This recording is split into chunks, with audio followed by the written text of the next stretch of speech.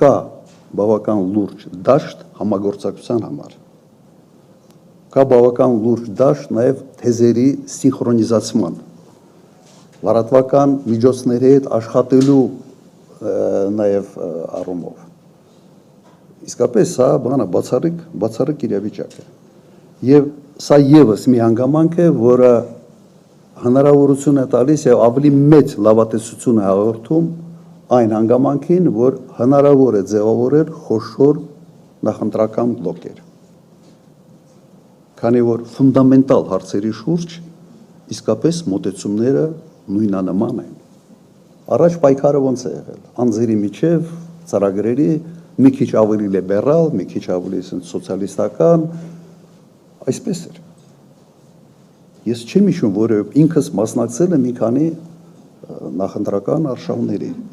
Ես չեմ հիշում, որ մենք երբևէ որևէ մեկ անգամ մենք խոսենք եկեղեցու մասին, թե ինչպես պահպանենք եկեղեցու միասնությունը։ Երբեք չի եղել հարցականի տակ հայկական ինքնությունը։ Եվ սա կրկնում եմ ունիկալ իրավիճակ է ստեղծում։ Հիմա փորձեք այդ երկու մեծ խոշոր հատվածներ իրար միացնենք։ Ինչ ունենք մենք հիմա։ Ունենք ունիկալ աշխարհակահաղական իրավիճակ, երբ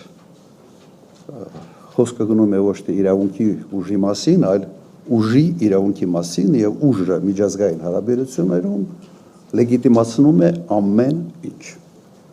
Եվ մյուս կողմից ունենք ունիկալ ներքաղաքական իրավիճակ,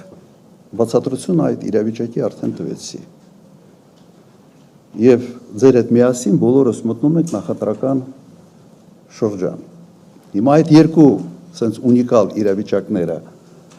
մեկը աշխատում է massամբ իշխանության օգտին, մյուսը աշխատում է ակնհայտ ընդդիմության օգտին։ Թե ինչ արդյունք է լինելու, ցույց կտան ընտրությունները, բայց այսօր իհարկե բոլորը պատրաստվում են հենց այդ իրադարձությանը։